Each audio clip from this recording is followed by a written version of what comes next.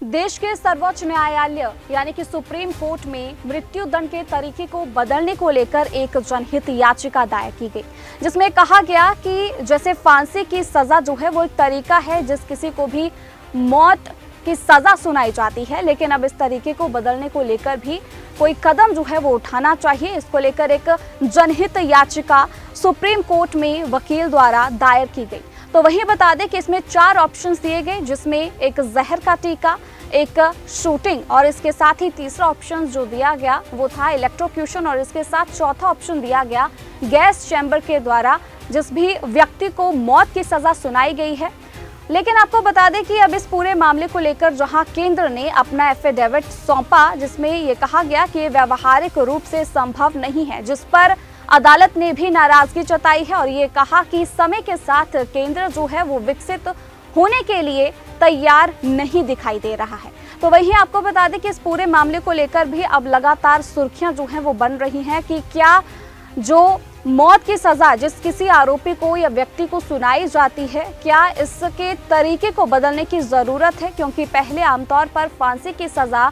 आरोपी को सुनाई जाती थी, लेकिन अब ये कहा जा रहा है कि ये जो फांसी की सजा है ये काफी दर्दनाक होती है। लेकिन जो बाकी के 4 ऑप्शन दिए जा रहे हैं, जिसमें शूटिंग एक है, जिसमें जहर का टीका है और एक इलेक्ट्रोक्यूशन और साथ में ही गैस चैम्बर के जरिए उन्हें मौत की सजा देना है, जो कि अगर हम फांसी की सजा के इन चारों तरीके से तुलना करें तो इसमें ये कम दर्दनाक है। इस पूरे मामले को लेकर अब बता दें कि सुप्रीम कोर्ट जो है वो केंद्र सरकार द्वारा जो एफिडेविट दिया गया है उसको लेकर नाराजगी उन्होंने जताई है। जानकारी दे दें कि सुनवाई के दौरान ये सुझाव दिया गया कि दोषी को फांसी या जहर का इंजेक्शन में से किसी एक को चुनने का विकल्प दिया जा सकता है। हालांकि केंद्र के हलफनामे दायर करने पर यह कहा गया कि ऐसा करना व्यावहारिक रूप से संभव नहीं है। केंद्र की ओर से वरिष्ठ वकील सोनिया माथुर ने दलील दी कि यह मामला नीतिगत निर्णय से जुड़ा है। सुप्रीम कोर्ट में बुधवार को इस याचिका पर सुनवाई के दौरान जस्टिस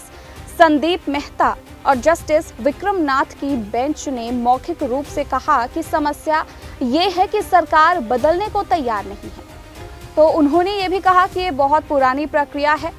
समय के साथ चीजें बदल गई हैं। जानकारी दे दें कि याचिका में मांग की गई कि फांसी की सजा, मौत की सजा, जहर का इंजेक्शन, शूटिंग, इलेक्ट्रोक्यूशन या गैस चैम्बर से दी जा सकती है। इन तरीकों से सजा याफ्ता की जो मौत कुछ ही मिनटों में हो जाती है और ये जनहित याचिका वकील रुचि मल्होत्रा ने दायर की। इसमें फांसी को अत्यधिक पीड़ादायक, अमानवीय और क्रूर बताया गया है। याचिकाकर्ता ने आपराधिक प्रक्रिया संहिता की धारा 354 क्लॉज 5 के तहत फांसी देकर मृत्युदंड देने की